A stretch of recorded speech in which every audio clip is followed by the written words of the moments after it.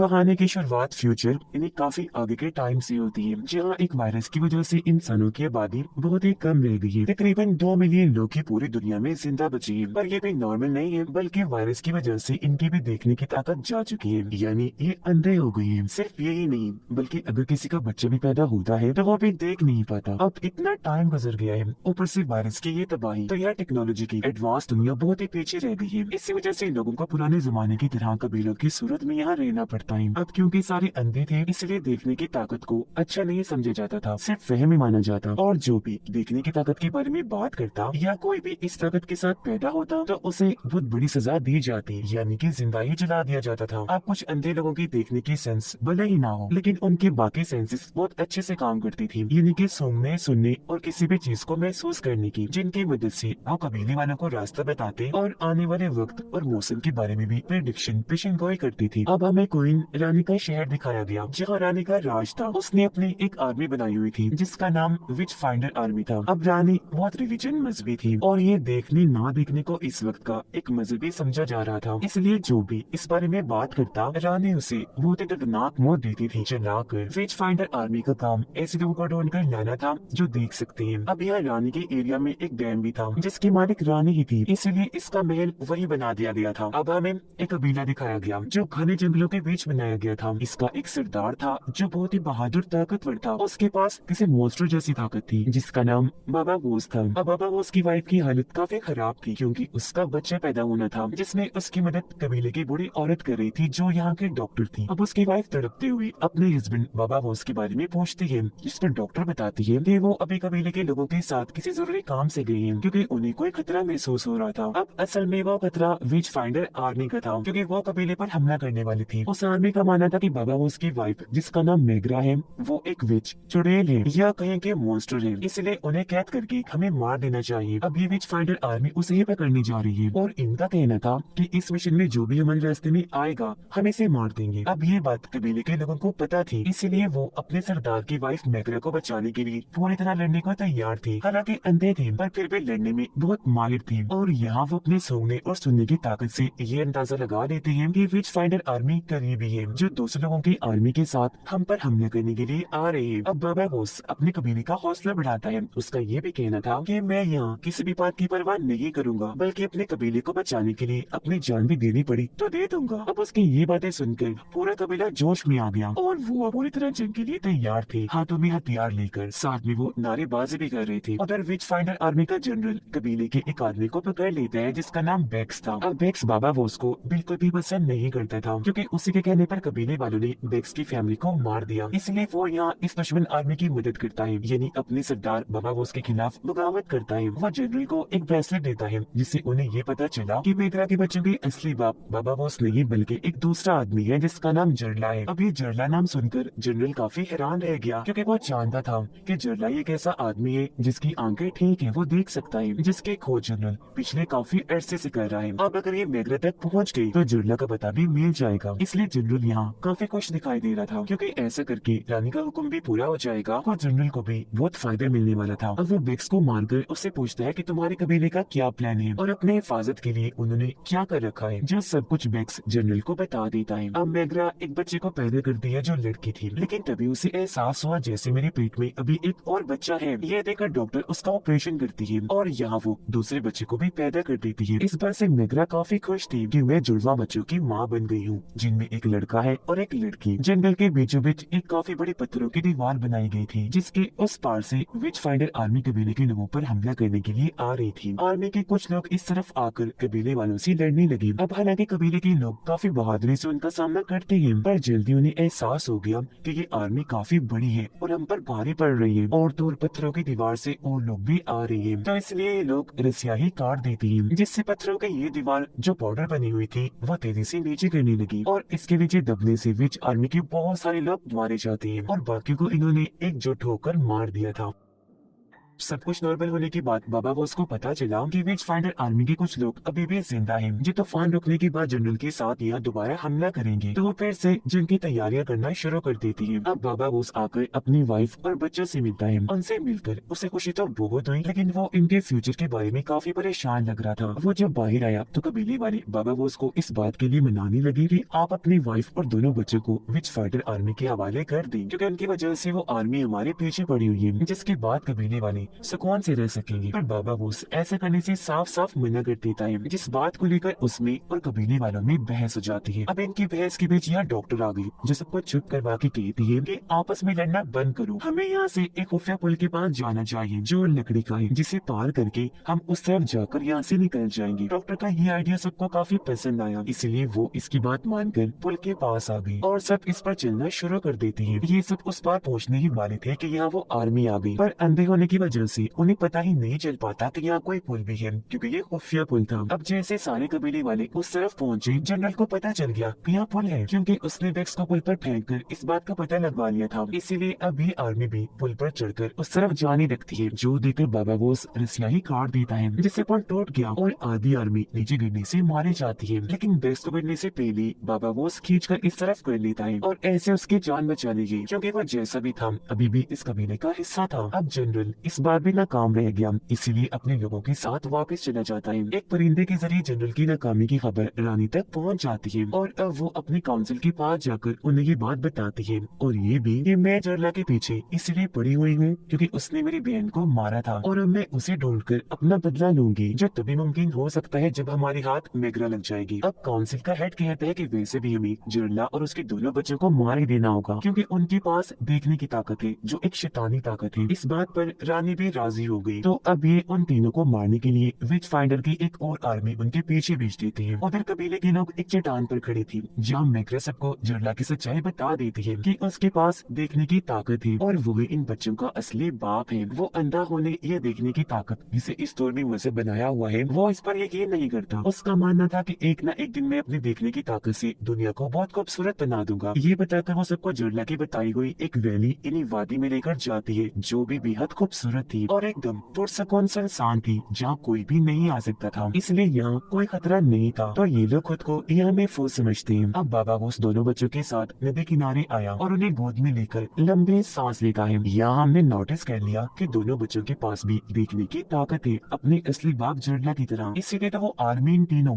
इन्हें जरला उसके बच्चों को मारने के लिए हाथ धो के पीछे पड़े हुए हैं। अब बाबा बॉस फिर अपने बच्चों के साथ जंगल में जाता है, जो खाने की तलाश में इधर उधर भटक रहा था। लेकिन तभी यहाँ एक खतरनाक खूंखार भालू आकर उस पर हमला कर देता है, जो उस पर धाड़ने लगा। बाबा बॉस भालू का मुकाबला करने की कोशिश करने लगा, उसका मुंह पकड़कर बहुत सारे मुक्के मारता है, लेकिन भालू उसे उठाकर दौड़ फेंक के मारता है और ऐसे बाबा बॉस नाकाम रह गया। उसे गिराकर भालू बच्चों के पास जाने लगा उन्हें खाने के लिए, लेकिन तभी एक तीर आकर उसे लग जाता है, जिससे भालू वहीं पर ढेर हो गया। अब ये तीर और किसी ने नहीं बल्कि बच्चों के डैड जरला ने चलाया था, जो अपने बच्चों को देखकर काफी खुश हो गया। वो बाबा बॉस को एक बॉक्स के बारे में बताकर उसके चाबी देता है, साथ में ये भी कहता है कि जब मेरे बच्चे 12 साल के हो जाएं तो उन्हें ये बॉक्स दे देना। अब उस बॉक्स में क्या था ये बताए बगैर ये जरला यहाँ से चला गया। बाबा बॉस को समझ नहीं आई, इसीलिए वो उसे रोकने के लिए आवाजें लगाने लगा, पर जरला कोई भी बात सुने बगैर यहाँ से जा चुका था। अब बैक्स, जो अभी भी बाबा बॉस को नापसंद ही करता है, दुश्मन आर्मी की मदद अभी भी करना चाहता है। वो यहाँ बाबा बॉस की आवाज सुनकर इस बारे में अपनी आंटी को बताता है, क्योंकि उसके साथ साथ उसकी फैमिली के बचे हुए लोग भी बाबा बॉस को पसंद नहीं करते, उसे बदला लेना चाहती है। तो मजीद जानकारी लेने के लिए वो एक इनविजिबल ताकत वाली लड़की को भेजते हैं। इनविजिबल यानी जिसका वजूद तो होता है पर वो नजर नहीं आता। इस इनविजिबल लड़की का जिस्म भी इतना अजीब था कि ये कबीले में तो रहती थी पर किसी को नजर नहीं आती थी।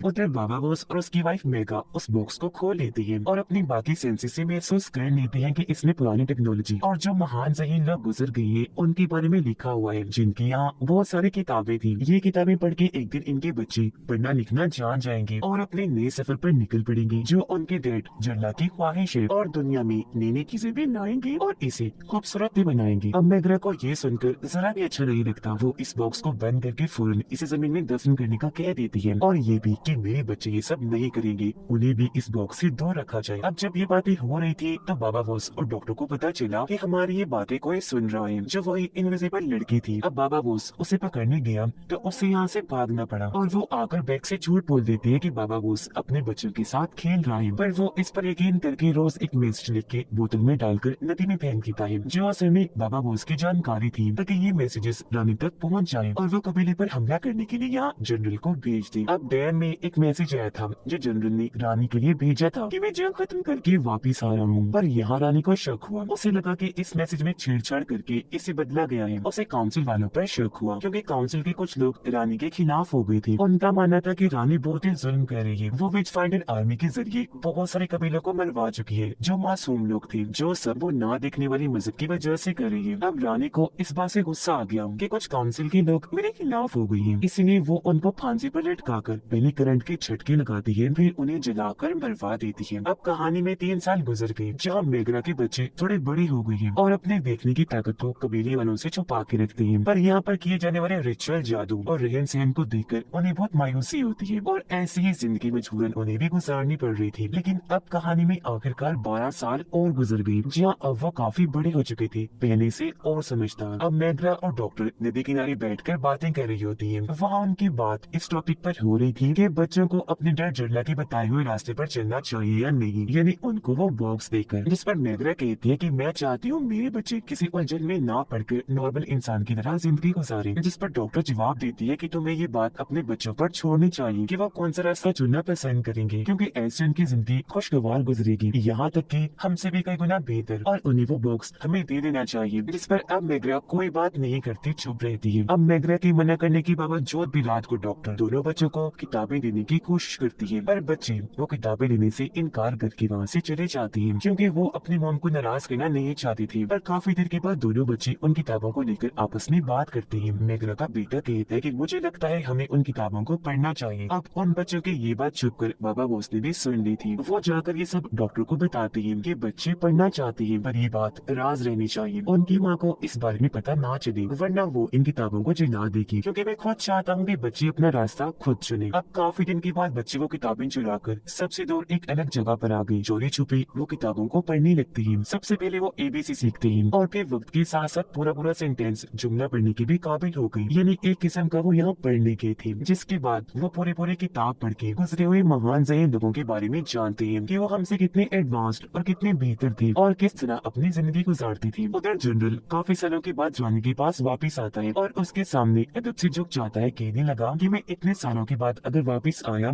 तो खाली हाथ नहीं आया हूँ, बल्कि हजारों घोड़े, कई किलो गंदुम और बहुत सारा जरूरी सामान लेकर आया हूँ। पर बदकिस्मती से मैं जरला को ढूंढ नहीं पाया और अब मैं जानता हूँ कि मुझे सजाए मौत दी जाएगी। मुझे उससे कोई इनकार नहीं, पर मेरी आखिरी ख्वाहिश है, मैं चाहता हूँ कि मरने के बाद मुझे वॉरियर योद्धा के नाम से याद किया जाए, जिन्हें बहादुर माना जाता है।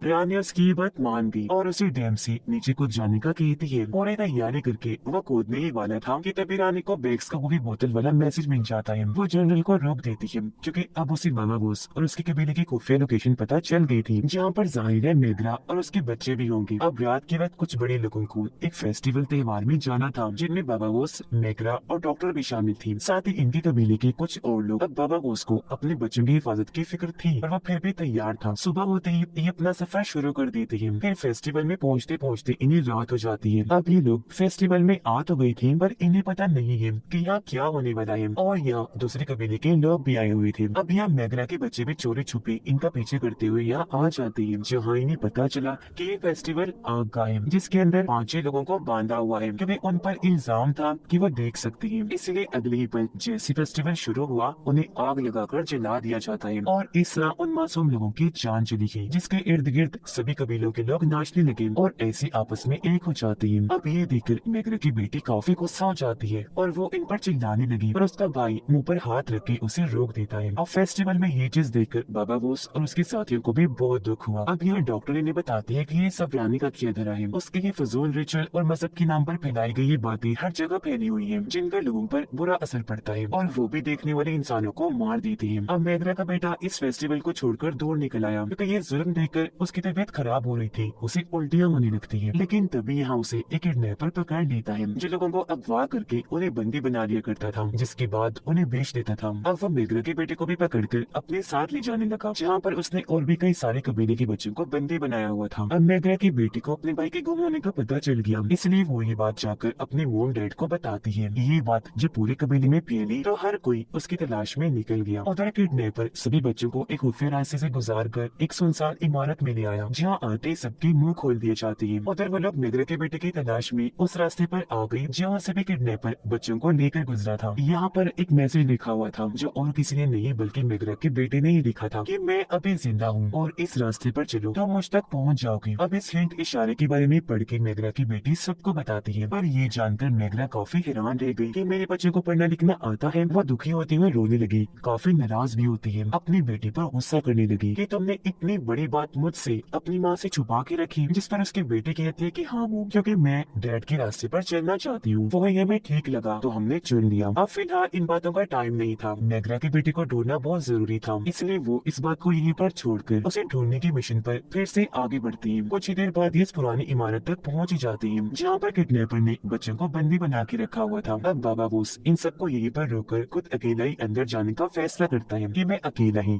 उनसे लड़कर ये मिशन अंजाम दूंगा। अब हालांकि उसके बेटे कहते हैं कि डैड मुझे भी साथ ले चलिए, मैं भी मदद करूंगी, पर वो मना करके आगे बढ़ गया क्योंकि वो नहीं चाहता था कि मेरी बेटी मेरा वो रूप देखे जिस तरह बेदर्दी से मैं लोगों को मारता हूँ। यानी कि जहाँ उसने पूरी जिंदगी अपने मॉन्स्टर जैसी ताकतों का इस्तेमाल करके बहुत सारे लोगों को मारा था, अब वो आगे बढ़ के बिल्डिंग के बाहर पहुँच गया। पहरेदार पर अपनी तलवार से हमला करके उसकी जान ही ले लेता है और खुद उसकी जगह लेकर अंदर गया, जहाँ उसका बेटा बाबा बोस को पहचान लेता है। वो अपने डैड को सिग्नल देता है और बस फिर क्या था, बाबा बोस अपने मॉन्स्टर वाले रूप में आकर बड़ी स्पीड से सबसे भिड़ गया। वो अपने तलवार से एक एक करके सब पर हमला कर देता है। बहुत सारे लोगों को उसने ढेर कर दिया था, उसकी लड़ने की महारतें कमाल थी।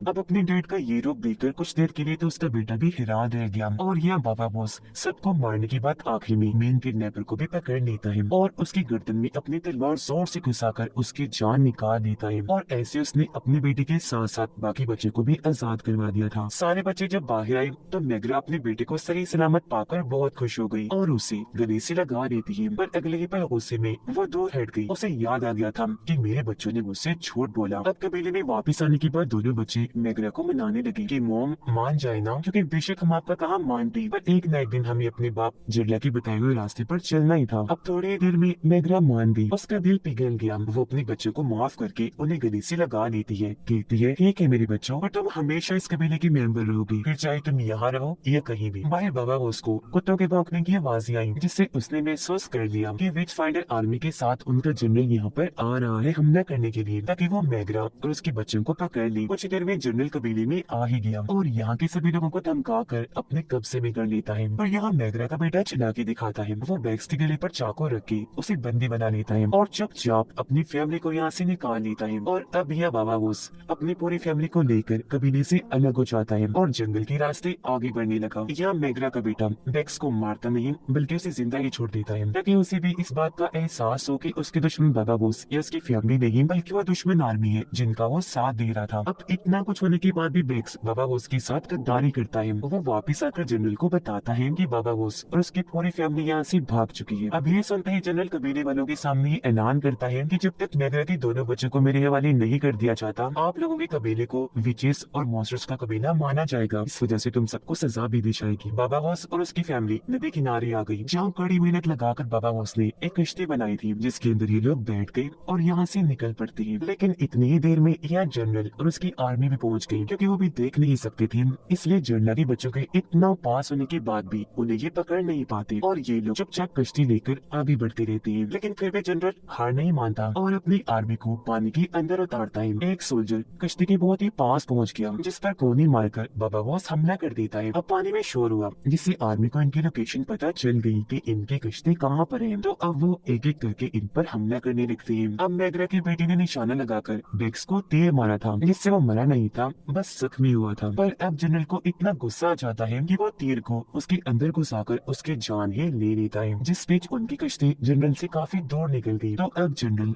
भड़ास निकालने के लिए कबीले के लोगों की जान लेने का फैसला करता है। कश्ती में बैठे डॉक्टर सबको जुड़ला के दिए हुए नक्शे के बारे में बताती है, जिसमें या तो इन्हें इस नक्शे के मुताबिक चलना था या फिर जंगल से होकर एक खुफिया जगह पर जाना था जो इनके लिए पूरी तरह से महफूज है। ये आपस में बात करती है और फिर नक्शे पर ही चलने का फैसला करती है। उधर काउंसिल में रानी और सबको एक खबर मिल जाती है कि बाबा बॉस अपनी फैमिली के साथ फिर से भाग गया है, जिससे रानी बहुत गुस्से में आ गई। अब यह काउंसिल वाले रानी के खिलाफ हो जाते हैं कि क्यों ये उन लोगों के पीछे पड़ी हुई है। ये मजहब के नाम पर लोगों को मारना चाहती है और इसका किंगडम इन्हें इस राज्य पर कोई ध्यान नहीं है। अब यह रानी बताती है कि मैं ऐसा इसलिए भी करना चाहती हूँ क्योंकि मैं जरला से प्यार करती थी, लेकिन उसने मुझे कभी भी अहमियत नहीं दी। अब ये सुनकर काउंसिल वालों को गुस्सा आ गया। वो रानी पर इल्जाम लगाते हैं कि वो प्यार के चक्कर में जज्बात में आकर फैसले ले रही है, जिस वजह से किंगडम का बहुत नुकसान कर रही है। ये सुनकर वो फिलहाल तो चुपचाप यहाँ से चली गई, पर बाद में अपने खिलाफ बातें करने वाली काउंसिल मेंबर्स को मौत के घाट उतार देती है। उधर वो लोग जब नींद से जागे तो उन्हें एहसास हुआ कि हमारा सारा सामान गुम हो चुका है। वो पोटली भी जो नेद्रा ने अपने बच्चों को देने के लिए छुपा के रखी हुई थी। अब ये जानकर सब सामान को ढूंढने लगे, पर इन्हें कुछ नहीं मिलता। रानी को अगर उसके साथी बताते हैं कि पूरा किंगडम आपके खिलाफ हो गया है, तो वो जज्बात को राजगद्दी से उतारने वाली है और आपने जो भी गलत काम किए उनकी आपको सजा भी मिलेगी। ये सुनकर रानी गुस्से में आ गई और अब उसके अंदर बदले की आग जल उठी। वो मशीन के जरिए डैम को बंद कर देती है, जिससे पूरा डैम टूटना शुरू हो गया। जो देखकर रानी जल्दी से अपने साथी के साथ बग्गी में बैठकर यहाँ से चली जाती है, जबकि पीछे पूरा डैम टूटने की वजह से ये सारा किंगडम तबाह होकर पानी में बह जाता है। और इस तरह यहाँ रानी का बदला पूरा हुआ, जिसके साथ ये कहानी इधर ही खत्म हो जाती है।